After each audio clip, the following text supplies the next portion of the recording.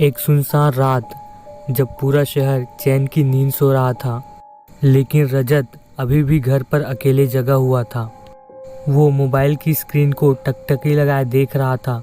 वो किसी लड़की के साथ वीडियो कॉल पर बात कर रहा था।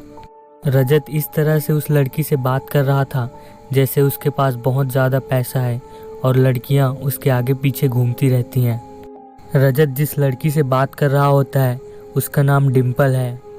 रजत एक अय्याश किस्म का लड़का था। इससे पहले रजत लगभग 11 लड़कियों के साथ संबंध बना चुका था और डिम्पल रजत की 12वीं गर्लफ्रेंड थी। रजत हर लड़की के साथ लगभग 3 से 4 महीने ही बिताता था।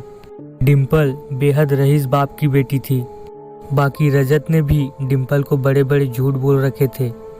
रजत ने डिम्पल को इस तरह से बताया था कि वो बेहद ही रईस फैमिली से बिलोंग करता है। रजत ने अपने और अपने माता पिता के बारे में ऐसे ऐसे झूठ डिम्पल से बोल रखे थे जिसके बारे में वो कभी सोच भी नहीं सकते थे। वो कहते हैं ना, किसी के चरित्र को धुंधला करना बेहद ही आसान है, बल्कि उसका नाम बनाना ज़्यादा कठिन होता है। उस अंधेरी रात में कुछ अनसुनी घटना का भी संबंध जुड़ा था, जिसकी शुरुआत रजत से होने वाली थी। अमूमन वो रात बेहद ही शांत थी। उस रात सभी जीव जंतु चैन की नींद सो रहे थे, यहाँ तक कि कुत्ते और बिल्ली भी आवाज़ नहीं कर रहे थे। वो रात इतनी शांत थी कि सिर्फ घड़ी की टिक टिक ही सुनाई दे रही थी, जो उस रात लगभग 12:45 का समय बता रही थी। रजत अभी भी अपने फ़ोन पर लगा हुआ था। वो अभी भी डिम्पल से ही बात कर रहा था। खिड़की के बाहर चांद की रोशनी बहुत ही कम पड़ रही थी, मतलब अंधेरी रात थी। खिड़की के बाहर अंधेरी रात थी और ठंड से भरी हवा चल रही थी। ठंडी ठंडी हवा खिड़की की छेद से होते हुए रजत के पास जा रही थी। रजत ये सब महसूस कर पा रहा था। कुछ ही देर बाद उसे ऐसा लगने लगा कि कोई उसे छूने की कोशिश कर रहा है और उसे अपने ओर अपने कोमल हाथों से बुला रहा है। तभी अचानक रजत के कानों में एक प्यार भरी आवाज़ आती है। ये आवाज़ एक लड़की की थी। वो बोलती है, रजत, तुम सिर्फ मेरे हो और मैं तुम्हें किसी की नहीं होने दूंगी। रजत ये सब सुनकर काफ़ी घबरा गया। उसने डर के मारे तुरंत अपना फ़ोन बेड पर रखा और खिड़की की तरफ भागने लगा। उसने खिड़की में देखा तो खिड़की के पास कोई भी नहीं दिखा। जैसे ही रजत ने खिड़की को बंद किया और बेड की तरफ मुंह किया तो उसने एक परछाई देखी। उस परछाई ने रजत के गर्दन को पकड़कर फर्श पर दबोच दिया। रजत उसी वक्त तुरंत बेहोश हो जाता है। इसके बाद रजत के साथ क्या होता है उसे खुद भी पता नहीं चलता।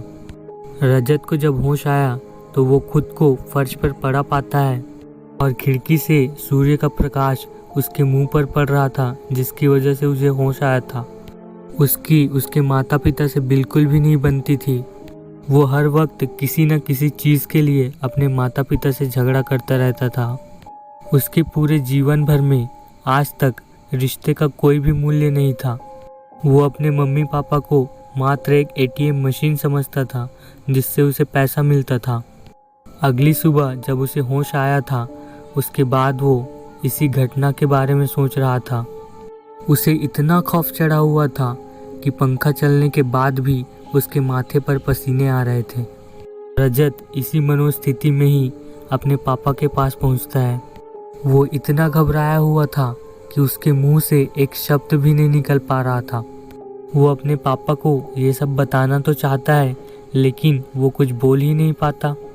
उसके पापा उसकी तरफ गुस्से से देखते हैं और कहते हैं कि अब कुछ बोलेगा या फिर हमेशा की तरह कुछ सुनाने ही आया है।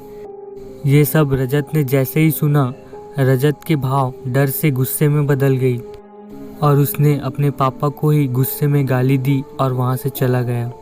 वो घर से निकलकर सीधे अपने कॉलेज पहुँचा, जहाँ उसका इंतज़ार उसके दोस्त और उसकी गर्लफ्रेंड डिम्पल कर रही थी। उन दोनों को ही रजत ने अपने साथ हुई घटना के बारे में सब कुछ बताया।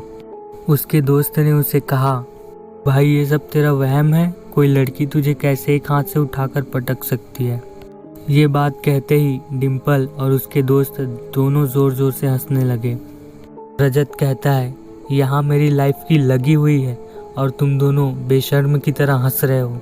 रजत अंदर से अपने आप को बोलता है, अरे तू इतना क्यों डर रहा है, सब कुछ ठीक हो जाएगा। इसके बाद रजत के दोस्तों ने उसे समझाया, लेकिन रजत ने यह ठान लिया था कि वो अब अपने घर पर नहीं रुकेगा। रजत अपने दोस्तों से कहता है कि मैं सब कुछ छोड़कर कहीं दूर चला जाऊंगा यार। रजत के दोस्त उसे समझाते हैं कि यार तेरे को तेरे परिवार के साथ ही रहना चाहिए, लेकिन अब वो ठान चुका था कि उसे अब अपने परिवार से कोई भी मतलब नहीं है। वो अब तक यही सोचता था कि उसके परिवार के लोग उसे प्यार ही नहीं करते। डिम्पल कहती है कि अगर तुमने फैसला कर ही लिया है तो तुम मेरे साथ मेरे शहर लखनऊ चलना, वहाँ जाकर अपनी नई जिंदगी शुरू करना। डिम्पल की बात मानकर उसने अपने बैग पैक कर लिए थे और 10 बजते ही घर से निकलकर वह चंडीगढ़ रेलवे स्टेशन पर पहुंच जाता है। डिम्पल ने रजत को प्लेटफॉर्म नंबर 4 पर बुलाया था। उसे बाहर जाने में काफ़ी अजीब लग रहा था।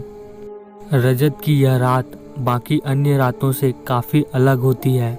मौसम में सर्द हवा की मौजूदगी तो होती है, लेकिन फिर भी उसे घुटन सी महसूस हो रही थी। जैसे ही घड़ी में 12:45 का समय होता है, ट्रेन की एंट्री हो जाती है। रजत पूरी तरह से घबराया हुआ होता है और डिम्पल अभी तक रेलवे स्टेशन नहीं पहुंची होती है। स्टेशन मानो पूरी तरह से शमशान घाट की तरह हो चुका था। इतनी शांति कि सुई भी गिरे तो उसकी भी आवाज़ कानों में आती। रजत को कुछ भी समझ नहीं आ रहा था।